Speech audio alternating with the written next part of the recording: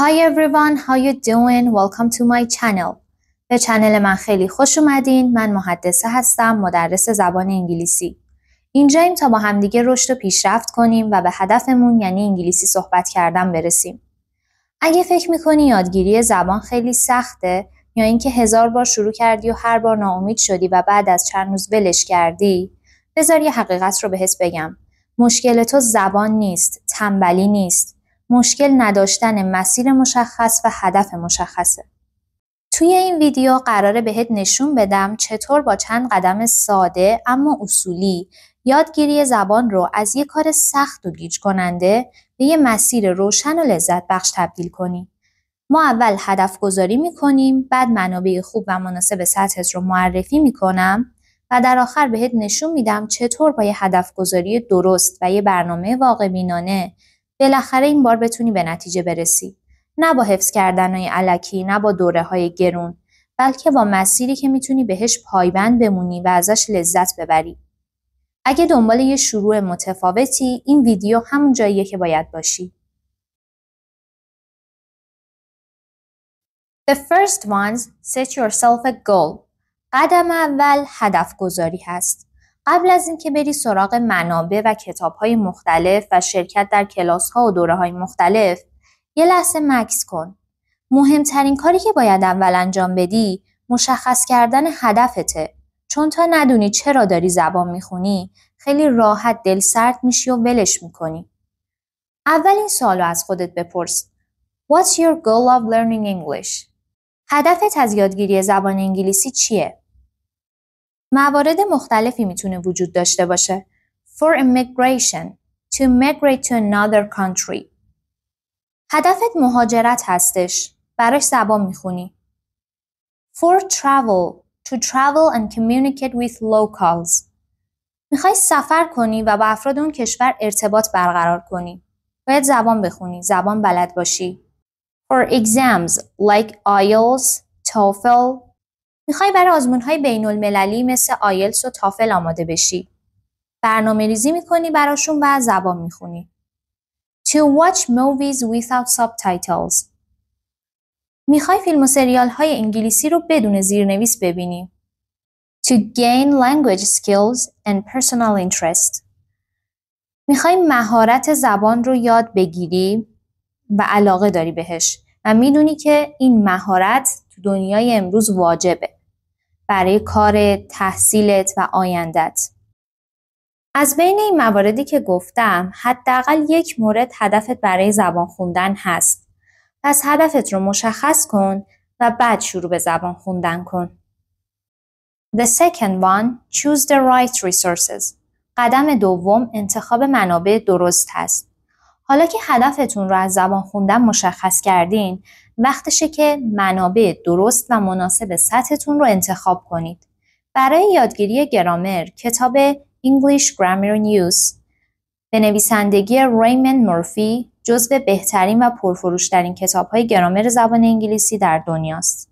این کتاب سطح‌بندی شده است و در 3 سطح Basic, Intermediate و Advanced قرار داره. هر کتاب شامل بیش از 100 یونیت میشه، 100 تا درس داره که هر درس از 2 صفحه تشکیل شده. یه صفحه آموزش گرامر با توضیح و مثال و نکات مهمی که داره و صفحه دیگه تمرین‌های مرتبط با اون گرامر هست برای تثبیت و یادگیری مطالب. برای یادگیری لغت، کتاب Oxford Word Skills گزینه مناسبی هست که یک مجموعه 3 جلدی آموزش واژگان انگلیسیه که توسط انتشارات دانشگاه آکسفورد منتشر شده که یکی از بهترین منابع یادگیری لغت به شمار میره. این کتاب هم سطح‌بندی شده است و در 3 سطح Basic, Intermediate و Advanced قرار داره. هر سطح این کتاب شامل 100 یونیت هست که هر یونیت راجع به یک موضوع مشخص هست.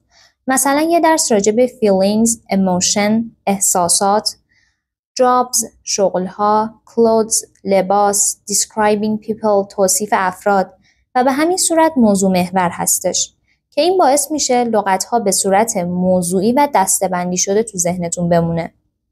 و ساختار هر درس این کتاب به این صورته که برای هر لغت یک توضیح انگلیسی میاره که بهش میگن definition و بعد synonym opposite متضاد مترادف هایی که اون لغت داره رو براتون میاره که این به فهم معنی اون لغت کمک میکنه و این نکته‌ای که هستش تا جایی که ممکنه از نوشتن معنی فارسی خودداری کنید. چرا؟ چون ما نمیخوایم حفظ کنیم صرفاً لغت‌ها رو، معنی فارسیشون رو بنویسیم و حفظ کنیم. نه، این اشتباهه. تا جایی که میتونید اون لغت رو به انگلیسی توضیح بدین. متضاد مترادفاش رو استفاده کنید که دایره لغاتتون بالاتر بره و اون لغت رو در قالب جمله‌های مختلف، ساختارهای مختلف و مکالمه‌های مختلف بررسی کنید تا اون لغت رو به صورت کاربردی یاد بگیرید، نه اینکه صرفاً حفظ کنید.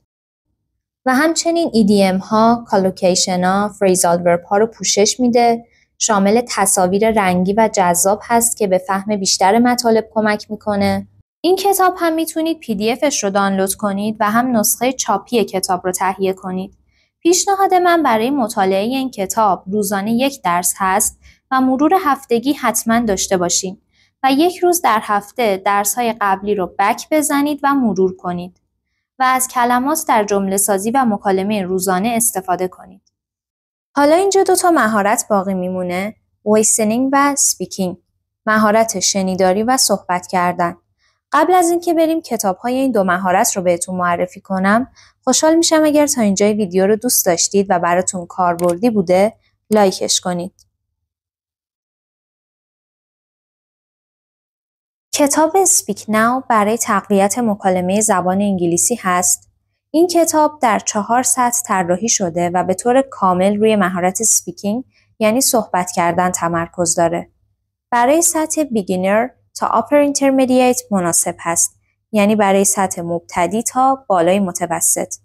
هر سطح این کتاب شامل 32 یونیت میشه و هر درس شامل مکالمه‌های واقعی، آموزش واژگان کاربردی، تمرین‌های تلفظ و نکات گرامری میشه که بهت کمک میکنه توی موقعیت‌های روزمره مثل خرید، سفر، معرفی خود یا سفارش غذا به راحتی انگلیسی صحبت کنی. یکی از ویژگی‌های خوب این کتاب وجود ویدیوهای آموزشی و تمرین‌های تعاملیه که باعث میشه خیلی سریع و راحت زبان رو توی ذهنت تثبیت کنی. پیشنهاد من برای مطالعه این کتاب هر هفته 2 الی 3 درس همراه با تمرین ورکبوک و مرور فایل‌های صوتی هست. برای تمرین اسپیکینگ هم بهتره مکالمه‌هایی که از این کتاب یاد میگیرین رو خودتون تکرار کنین چند بار و صداتون رو ضبط کنین و صدایی که ضبط کردین رو چندین بار گوش بدین. این تکرار و تمرین باعث میشه که مهارت اسپیکینگ و لیسنینگتون تقویت بشه و انگلیسی فکر کردنتون سریع بشه و همچنین کلمات و عبارات کاربردی که از هر درس یاد میگیرید رو یادداشت برداری کنید. کتاب Tactics for Listening یکی از معروفترین و کاملترین منابع برای تقویت مهارت شنیداری در زبان انگلیسیه. این مجموعه از 3 سطح تشکیل شده. Basic Tactics for Listening مناسب برای مبتدی‌ها، Developing Tactics for Listening مناسب برای متوسط‌ها، Expanding Tactics for Listening مناسب برای متوسط به بالا. محتوای هر کتاب شامل 24 درس موضوع محور هست که هر درس شامل آموزش واژگان مرتبط با موضوع، مکالمه‌های واقعی و کاربردی، تمرین‌های تلفظی و انواع تمرین‌های شنیداری میشه. روش مطالعه این کتاب به این صورت هست که اول واژگان درس رو یاد بگیر، بعد فایل صوتی رو چند بار گوش بده، بار اول کلی، بار دوم دقیق‌تر با تمرکز روی جزئیات و سپس پاسخ دادن به تمرین‌ها. و مجدد فایل صوتی رو گوش بده، اما این دفعه با نگاه کردن به ترانسکریپت، یعنی به متن اون فایل صوتی نگاه کن و یادداشت برداری از واژگان و عبارات جدید. سعی کن مکالمه‌ها رو که گوش میدی همراه با گوینده با صدای بلند تکرار کنی تا هم listening و هم speaking تقویت بشه. این کتاب برای کسایی عالیه که میخوان هم مهارت شنیداریشون قوی بشه و هم با جمله‌ها و مکالمات واقعی آشنا بشن. تا اینجای ویدیو راجع به هدف گذاری برای یادگیری زبان و معرفی منابع مناسب برای هر مهارت صحبت کردیم. حالا ازت میخوام توی کامنت ها برام بنویسی هدفت از یادگیری زبان انگلیسی چیه؟ و اگر منبع پیشنهادی داری برام بنویس تا دربارش توضیح بدم. حالا اینجا میخوام چند تا تکنیک و روش مطالعه بهتون یاد بدم. تکنیک اول شادوینگ هست. یعنی گوش دادن به یک جمله و تکرار کردنش بلافاصله با صدای بلند. دقیقاً مثل گوینده. تکنیک شادوینگ باعث میشه که پردازش 2 مرحله‌ای اطلاعات در ذهن ما اتفاق بیفته. یعنی وقتی که شما یک فایل صوتی گوش میدید یا یک فیلم و سریال رو نگاه میکنید، یک سری ورودی‌های انگلیسی وارد ذهنتون میشه و مرحله اول پردازش در ذهن اتفاق میفته و شما بلافاصله چیزهایی که شنیدید رو با صدای بلند تکرار میکنید. این باعث میشه که ماهیچه‌های دهان، زبان و فکتون به این نحوه تلفظ و لهجه و این زبان عادت کنه. و وقتی که بلند تکرار میکنید باعث میشه که دوباره صدای خودتون رو بشنوید و مجدد ورودی انگلیسی وارد ذهنتون بشه و مرحله دوم پردازش در ذهن اتفاق بیفته. و این مدام تکرار کردنه باعث میشه که یادگیری شما چند برابر بشه. تکنیک دوم spaced repetition هست. یعنی تکرار و مرور مطالبی که یاد گرفتین در فواصل زمانی منظم. باید در برنامه مطالعاتیتون مرور هفتگی داشته باشید و هر هفته یک روز رو مشخص کنید و تمام مطالبی که تا اینجا یاد گرفتید رو مرور کنید. مرور باید درست و اصولی انجام بشه. یعنی صرفاً حفظ کردن معنی لغت‌ها و حفظ کردن ساختارها و گرامرها مرور درست نیست. در واقع باید با هر آن چیزی که یاد گرفتید شروع کنید صحبت کردن و درباره خودتون، زندگیتون، اطرافیانتون صحبت کنید و جملات رو به هم ربط بدید. 10 دقیقه، 15 دقیقه همینطور با خودتون صحبت کنید و صداتون رو ریکورد کنید، ضبط کنید و چندین بار گوش بدید. سعی کنید اشتباهات تلفظی و گرامریتون رو پیدا کنید و اصلاح کنید. استمرار در این روند باعث تقویت مکالمه میشه و لهجه انگلیسیتون رو قوی میکنه. مرور لغات و نکات گرامری در فواصل زمانی خاص باعث تثبیت مطالب در حافظه بلند مدت میشه. بارها براتون پیش اومده روزهایی که سرتون شلوغه و کار زیادی دارین با خودتون میگین امروز نمیتونم زبان بخونم، حالا فردا میخونم، پس فردا میخونم، جبرانش میکنم. اما این روش زبان خوندن کاملا اشتباهه که شما یک روز چند ساعت زبان بخونید و 2 روز اصلا نخونید. شما باید در روند زبان خوندن استمرار داشته باشید و روزانه حداقل نیم ساعت زبان بخونید و ارتباطتون با زبان انگلیسی قطع نشه.